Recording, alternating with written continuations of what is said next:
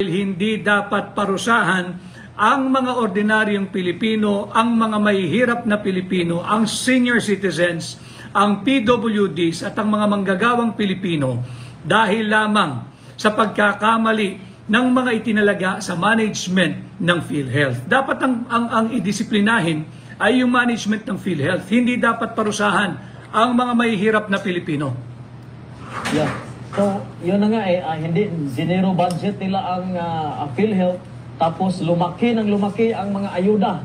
Lalo na ang AKAP, yung mga congressman at mga senador, maraming AKAP. Bakit ganito ang nangyari, Attorney Vic, no, na talagang parang gusto ng pamahalaan ngayon, ng administrasyon ngayon, na ang mga mahihirap ay lumuluhod sa mga congressman, lumuluhod sa mga politiko para manghingi ng tulong. Dapat niyang magsama-sama tayong lahat ng Pilipino. Dahil sabi ko nga sa aking mga naging pahayag in the past few days, ang pinakamahirap sa buhay ng ating mga kababayang hindi naman maluwag ang katayuan sa buhay, yung mahirap ka na, ginagawa ka pang miserable. Yung tinatanggalan ka ng dignidad, nung self-respect, at papipilahin ka madaling araw para lang dyan sa ayuda, para lang dyan sa AIX, para lang dyan sa AKAP. Hindi naman pera ng mga politiko yan, hindi pera ng mga mambabatas yan.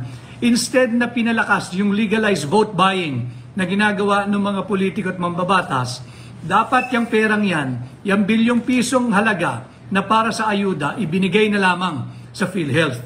Nang sa ganoon, meron tayong peace of mind kung sakasakaling tayo o yung mga dependents natin o mahal sa buhay ay magkasakit at kinakailangan magpa-hospital, at least meron tayong aasahang tulong mula sa yung perang yan, yung bilyong pisong halaga na para sa ayuda, ibinigay na lamang sa PhilHealth.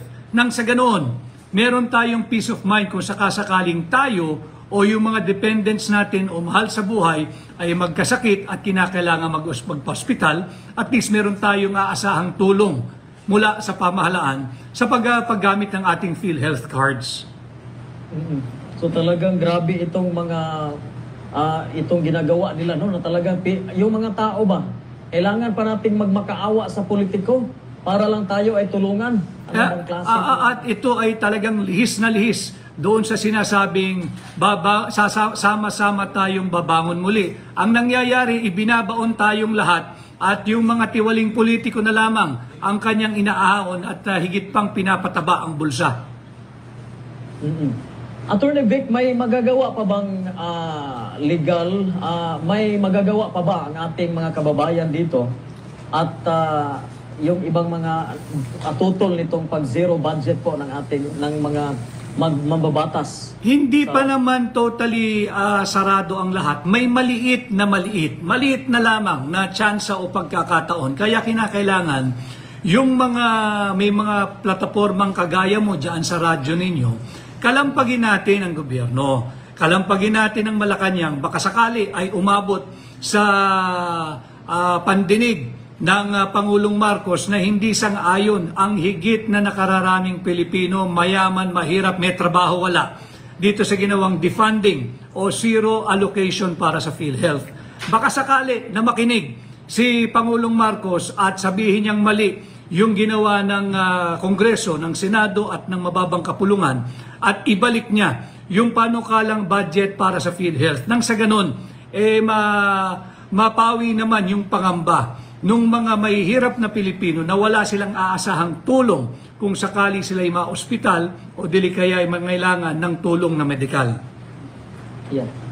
Attorney Vic, maapektuhan ba kaya nito itong ating programa sa Universal Healthcare? At kasi yun ang ng gobyerno na gawing zero balance yung ating mga hospital bills, no? Lalo na ngayon, merong malasakit, pero kapag nangyari ito, mahihirapan rin ang PhilHealth. Hindi lang ang PhilHealth, marami ang mahihirapan. Kagaya nung Private Hospitals Association of the Philippines Incorporated, ang pagkakaalam ko nung huli, meron pa silang collectible na around 4.5 billion pesos. May pagkakautang pa ang PhilHealth. So pagka hindi mo nabayaran yung mga private hospitals na nagbibigay ng serbisyo at nakaasa sa reimbursement o refund mula sa PhilHealth, hindi na rin magbibigay ng serbisyo yan. Dahil ultimo yung kaliit-liit na bulak na pinapahid sa lahat ng pasyente doon, nakatakal yun. Pati yung alkohol na pinahid doon na gagamitin sa pasyente, may halaga yun. Hindi libre yun. So dapat munang bayaran lahat ng pagkakautang ng PhilHealth.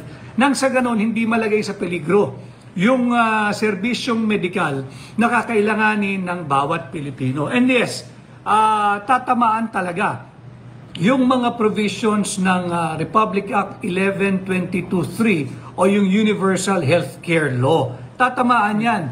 At unconstitutional yung ginawang aksyon ng Kongreso, ng Senado at ng mababang kapulungan dahil lahat ng nakokolekta ng gobyerno mula doon sa tinatawag na sin products, yung mga tobacco products, yung mga sigarilyo, yung mga gumagamit ng sweetener or asukal or yung matatamis, yung soft drinks, 80% I believe ng revenue makokolekta dyan dapat ibinibigay sa PhilHealth.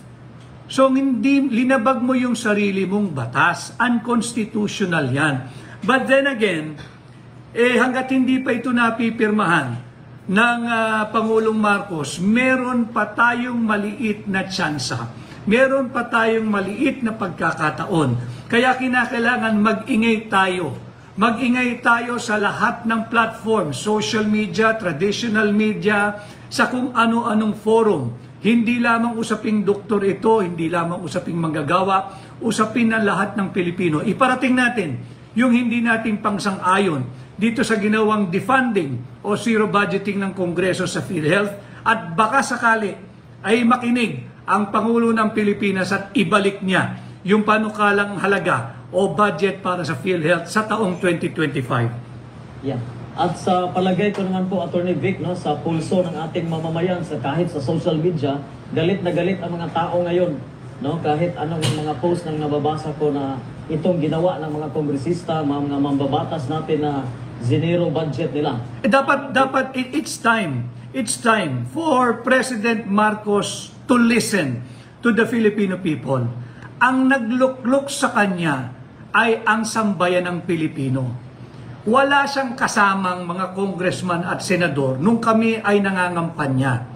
Dapat ang samahan niya, dapat ang panigan niya ay ang sambayan ng Pilipino. Maingay na ito sa lahat ng platforms. Pati sa social media, umuusok, nagliliyab ang usapin ng defunding o zero budget ng PhilHealth. Dapat makinig. Si Pangulong Marcos may konting panahon pa bago niya pirmahan itong budget. Ibalik niya sana yung pondong para sa PhilHealth na sigurado naman diretsong makikinabang ang sambayan ng Pilipino. Ngayon, babalikan ko lang yung opening statement na binanggit mo kanina. Kung sakaling merong pagkukulang ang management ng PhilHealth, parusahan mo, Pangulong Marcos, kastiguhin mo, disiplinahin mo, sibakin mo sa pwesto, kastiguhin mo yung mga mahihina, non-performing, underperforming o tiwaling opisyal ng PhilHealth.